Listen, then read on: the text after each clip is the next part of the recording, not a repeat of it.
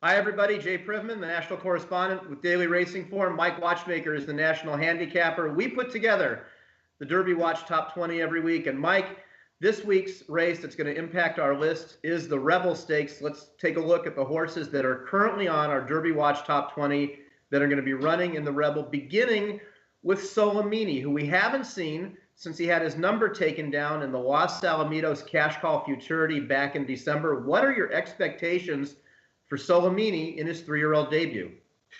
Well, Jay, I mean, I think Solomini has been a somewhat forgotten name on this run up to the Derby this year, and that's because he hasn't raced since early December. This was a bad disqualification. I don't think Solomini deserved to come down. Unfortunately, it seems to have started a trend out in California of bad disqualifications in 3-year-old stakes races. The quality of this performance could be found in the fact that you could make a strong case that McKinsey was third best in this race. And we've seen what McKinsey's gone on to do. Now, McKinsey has improved a little bit, but still, I think it speaks well to Solomini's quality. And I'll be very curious to see how he comes back in this race. He's only got 2 chances to get ready for the Kentucky Derby. That's all the time he has. But I think he's been a forgotten horse on this road, and he could really take care of that quite quickly with a big performance Saturday. And we certainly know the amazing strike rate that Bob Baffert and Zayat Stables has had over the years at Oaklawn Park. Yeah, it's like 93%, right? I mean, it's absurd. Like that, right?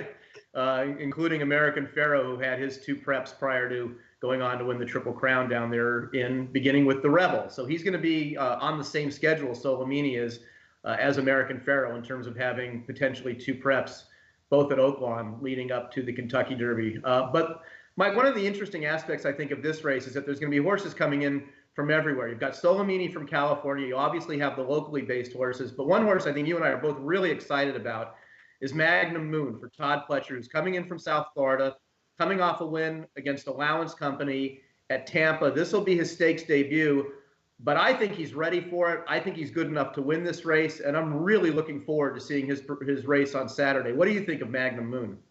I'm of the same mind, Jay. I think this is a very, very nice horse. Now, this race will be the litmus test because it'll be the first time he's run against legitimate competition. But still, the prep that he had at Tampa, which we're looking at right here, I mean, it was ideal.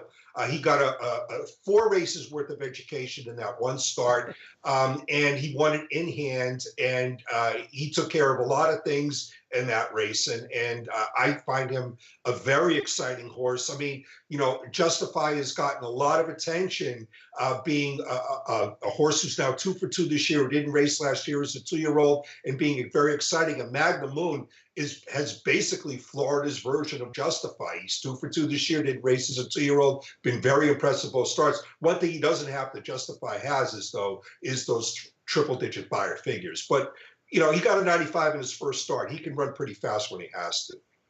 Well, one other person who apparently is very enamored of the horse coming in from Florida, Magnum Moon, is jockey Luis Saez, because he had the choice of riding Magnum Moon or Sporting Chance, chose Magnum Moon. But let's take a look now, Mike, at Sporting Chance. Now, he did have 1 race this year, last time out in the Southwest Stakes. But let's take a look at his best performance from last year. That was winning the Hopeful at Saratoga.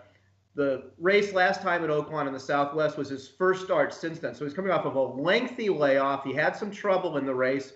Do you expect him to move forward off that, or is he the kind of horse who maybe the race took so much out of him he's going to go backwards? Where do you stand on Sporting Chance? Well, with each passing week, Jay, I'm sort of souring on him because while he has a license to improve on his comeback race, his 3-year-old debut, the big race of his was the Hopeful last year, and the Hopeful's looking worse with each passing week. I mean, Free Drop Billy, who had no license to lose that Hopeful, by the way, but the way Sporting Chance ducked out sharply in the late stages, has come back to run poorly to the point where we actually dropped them from this week's Derby watch list. So I'm really starting to take a much more negative viewpoint on Sporting Chance. I'm along with Luis Saez, of course. Saez rides a lot for Pletcher, who trades Magnum Moon. That probably weighed a bit in his decision-making there. But I'm with Saez. I think he picked the right horse, at least for this race.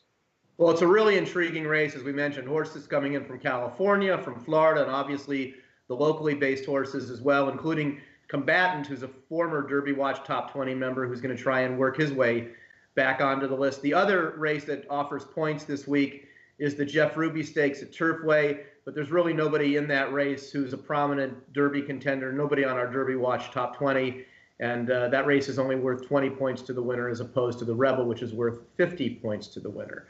Well, that is our look at the Rebel Stakes this week. Stay tuned here at DRF.com, where you'll also find a recap of the many races that impacted our Derby Watch Top 20 that we compiled for this week. For Mike Watchmaker, I'm Jay Privman. Thanks for watching.